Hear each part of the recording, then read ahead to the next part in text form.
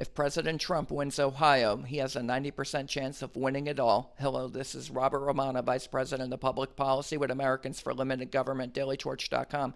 Hit that subscribe button. Today we're going to be talking about President Donald Trump and the state of Ohio, which in 36 out of the last 40 presidential elections dating back to 1860 and Abraham Lincoln, Ohio has picked the winner. So if President Trump wins Ohio, just like he did in 2016, there's a 90% chance he's going to win the entire election. And he's leading in the state of Ohio, I believe, based upon some of the most recent polling out of Fox News and Trafalgar Group and others that show that President Trump has a lead over former Vice President Joe Biden in the Buckeye State.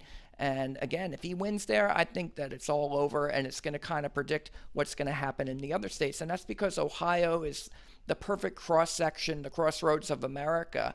And it's in the heartland, and it just has a more accurate representation of where states in the Electoral College that are swing states are going to go. So if you're hitting certain demographics and you're hitting them well and you're winning in Ohio, chances are you're going to win in these other states as well, or enough of the cross-section of the other states that you're going to, and you have various winning configurations for the Electoral College. Some states tend to be red states, some states tend to be blue states, but those states in the middle that flip, Ohio is the one that predicts when that's going to occur. And just like it did in 2016, President Trump won there, and he ended up winning in a lot of other states too.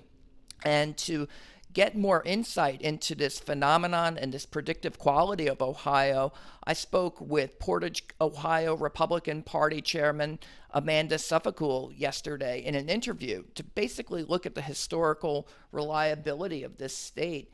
And I wanted you to listen to what she had to say because I thought it was very interesting and gives you a really good read on what's going on. Not only is Ohio predicts the outcome of the election, but the state of the race right now. Well, they say the quote is, "Where Ohio goes, so goes the nation." And so that Ohio is part of the heartland, and so it's fairly predictive in that manner.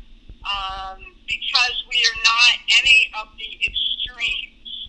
And so the state of Ohio tends to, there's actually like 7 counties that are the swing counties that drive what happens in the state, which drives what happens in the nation. The unique part about Ohio in general is that we've got a lot more independence.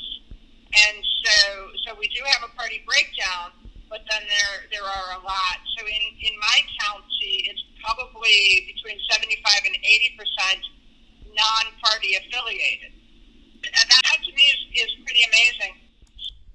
And so there you go. She's telling us about how Ohio fits in the heartland and what's so predictive about it, and that there are these 7 counties that tend to predict the outcome of the election. And again, 36 out of the last 40 elections dating back to 1860, Ohio has chosen the winner, and 45 out of the 54 elections total since Ohio became a state in 1803. So even if you count those prior to the Civil War, there's still an 83% success rate of Ohio. And with that in mind, President Trump is leading in the state of Ohio, according to the latest Fox News poll conducted October 17 to 20, 48% to 45%. And that's an 8-point swing. A month ago, Fox had Biden leading Trump 50% to 45%. And so I think that President Trump has gained a lot of momentum out of that second presidential debate. I think he cleaned Joe Biden's clock there.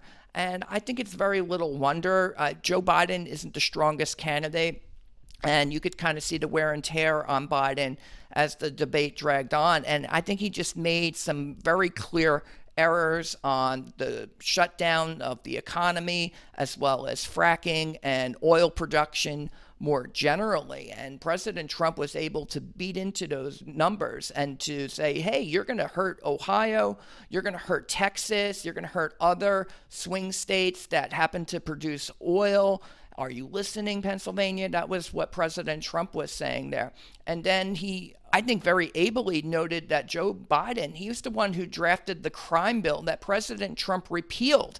President Trump signed the law that repealed the Joe Biden crime bill of 1994 that imprisoned tens of thousands of African Americans. And I think President Trump actually won the debate on that issue, just beating back Biden on the crime bill and just on race relations in general. President Trump undid the policies that resulted in mass imprisonment of Black Americans. And I think that that could actually help him in the election. It could help him win more African American votes than any Republican president in perhaps a generation. We'll see. The election hasn't happened yet, but clearly what a difference a few weeks can make. And again, I think the debate was very important there. And Suffecool says that the momentum is definitely with President Trump's campaign this year in the closing days of the race. Take a listen to this.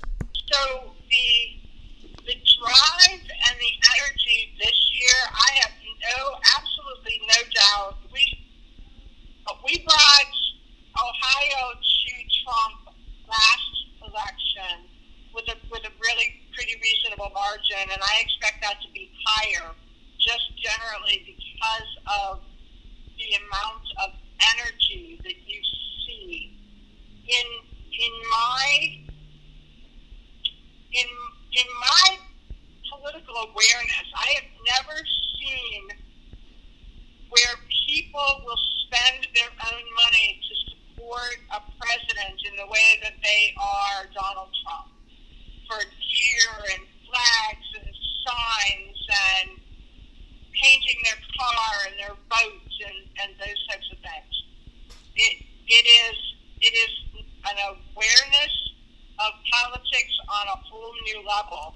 Whether it's Ohioans or across the country, he connects in a way that other presidents never have. And so there are more people paying attention to politics now than ever. And I think that that's part of it is that there's a spot where he is somewhat irreverent in his statements or somewhat flippant, yet he says things that a lot of people think or would want to say, but in our politically correct culture have just not been able to say.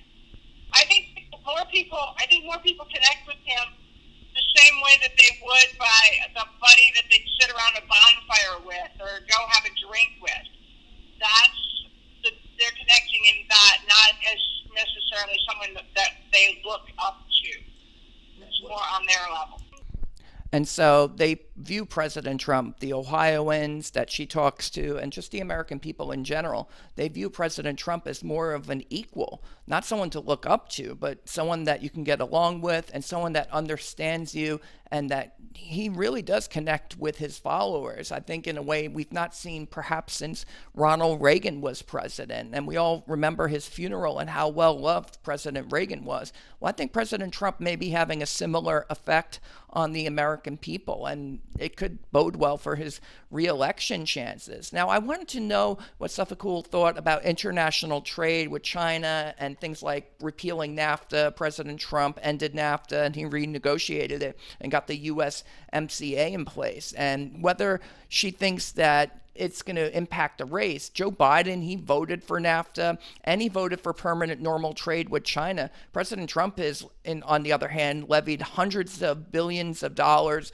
worth of tariffs on those Chinese goods that are coming into the U.S. right now. He's gotten tough on China. And Joe Biden, he's been weak on China, and I think he wants to make more deals with China. But Suffecool thought that actually the shutdowns, the economic lockdowns from COVID would be more important in the race. Take a listen to this. I think that it could be and it should be, but it isn't, simply because Ohioans are so focused on the fact that our governor has us locked down that people can't see the forest for the trees, and that there's more immediate issues that they're facing for them and their families associated with states and the lockdown and just in general the short-term. So there you go. Ohioans right now, they're more focused on the economic lockdowns and the COVID recovery than they are international trade. Although I think that trade still does factor in. I think that Biden's votes on NAFTA and on China, permanent normal trade with China, I think that can really come back to haunt him. And when you look at why she thought at many of the polls, I wanted to know what she thought about the polls, because a lot of the polls, besides the Fox poll and Trafalgar, they show that Joe Biden's been leading this race the entire time. And so with the polls showing Biden leading all year long, what makes her so confident that President Trump will prevail in the Electoral College and in the state of Ohio? Take a listen to this. In our county, we have been giving out signs, and people come back to say my sign has been destroyed, my yard has been turfed, my house has been painted, and so I need to replace my stuff. But my neighbors, who are also going to vote for Trump, are not willing to put anything out because they feel their neighbors will destroy it. So I believe that there is a lot of people who are silent supporters. And I also believe that the polls, the majority of the polls are not actually looking for real information. They're looking for confirmation of their own belief. So there you go. She doesn't buy the polls. She thinks that President Trump is in the lead. And she speaks of silent supporters of President Trump. And I think her account basically confirms that of Robert Cahaley out of the Trafalgar Group. He is the lead pollster, and he's the one who got Michigan right. He also got the Pennsylvania call right on Trump winning the 2016 election. And in June, Cahaley was talking about, quote, social desirability bias, and he says it's, quote, worse than it was 4 years ago. And now Trafalgar shows that President Trump, he's leading in Pennsylvania by about a point, and in Michigan by about a half a point. In Ohio, he's leading by about 4 points. And in Florida, he's leading by about 2 points, 2.3 points. And so I think that President Trump is in a very commanding position. If Trafalgar is saying that these are the results of Florida, Ohio, so important, Ohio, Michigan, and Pennsylvania, well, then there's a strong chance this is going to be a razor-thin race, or President Trump could even be building on his lead right now. And Joe Biden and his supporters, they might be shocked, and the entire world might be shocked again in November when President Trump could be getting reelected. And I think this is a repeat of 2016 when President Trump definitely overperformed the polls.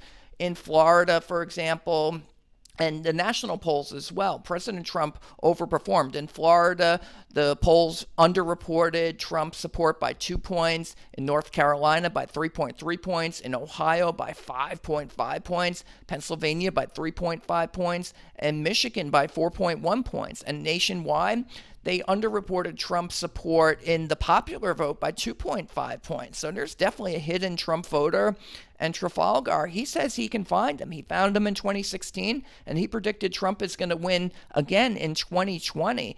On Sean Hannity last night, he was laying it out there saying, yeah, this is going to happen again, and, kind of get prepared. And those were the polls, by the way, in 2016 that were taken right before the election. Now, you can imagine that over the summertime, they showed Clinton leading by double digits at some junctures. And just like Joe Biden in 2020, where he's supposedly leading by 12 points or 11 points, and this is just a week before the election, but they've been showing Joe Biden leading by double digits. And I think it's going to be, on the popular vote, probably the low single digits.